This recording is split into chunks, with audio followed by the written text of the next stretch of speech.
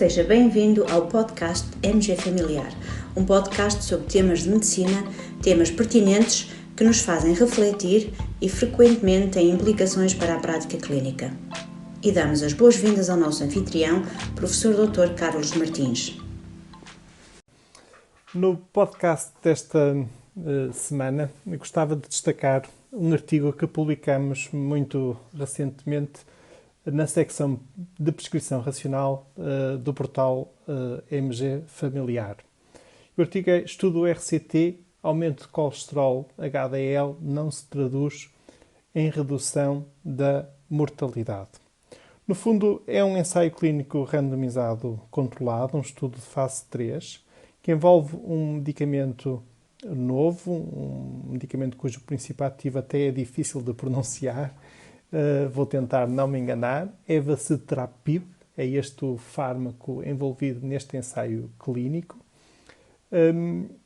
E é um fármaco que ainda não está disponível em Portugal e é um estudo que tenta responder à seguinte pergunta clínica. Em pacientes com antecedentes de patologia cardio ou cerebrovascular, portanto pacientes de alto risco, o tratamento com evacetrapib, um fármaco cuja ação é sobretudo efetuada através do aumento dos níveis de colesterol HDL, e então nestes pacientes o tratamento com evacetrapib contribui para reduzir os eventos e morte por causa cardiovascular. Era esta, digamos, a pergunta clínica subjacente a este estudo. Realmente o fármaco foi eficaz do ponto de vista de aumento dos valores do colesterol HDL no grupo de intervenção. O grupo de intervenção foi medicado com 130 mg de evacetrapib e o grupo de comparação foi medicado com placebo. No grupo de intervenção verificou-se um aumento de 133% dos valores do colesterol HDL. É verdade que este fármaco também tem algum efeito na redução do colesterol LDL, mas muito menos pronunciado, reduziu cerca de 30% dos valores do colesterol LDL.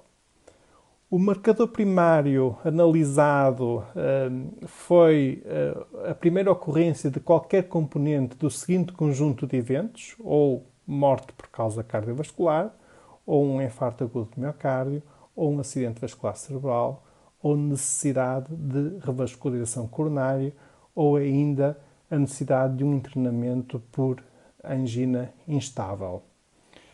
E a verdade é que, do ponto de vista de resultados, este estudo acabou por ser interrompido por falta de eficácia, ou seja, o tratamento com este fármaco não resultou numa diminuição da ocorrência de eventos cardiovasculares em pacientes de alto risco cardiovascular. E porquê é que eu quis destacar este artigo? Bom, porque realmente é mais um artigo que tenta avaliar a eficácia da intervenção farmacológica do ponto de vista de aumento de colesterol HDL, que não conduz aos resultados esperados. E é também mais um exemplo pertinente em que a Disease-Oriented Evidence apontava num determinado sentido. Nós tínhamos a expectativa de que, aumentando o colesterol HDL, iríamos conseguir depois também uma Patient-Oriented Evidence that Matters, ou seja, uma evidência orientada para o paciente com marcadores relevantes, que são aqueles que importam para o paciente, nomeadamente do ponto de vista de diminuição da mortalidade cardio e cerebrovascular. E realmente isto não se verifica, e daí eu ter achado este artigo interessante para partilhar convosco. Finalmente, para terminar o podcast desta semana, no fundo termino com outros destaques que partilhamos recentemente no portal MG Familiar. Na área da diabetes, disponibilizamos desde há longa data um conjunto de recursos preciosos de apoio à prática clínica, mas muito recentemente efetuámos duas novas partilhas. Destaco o Guia de Bolso de Insulinoterapia para pacientes com diabetes tipo 2, que foi construído e disponibilizado pela nossa colega Maria João Xará.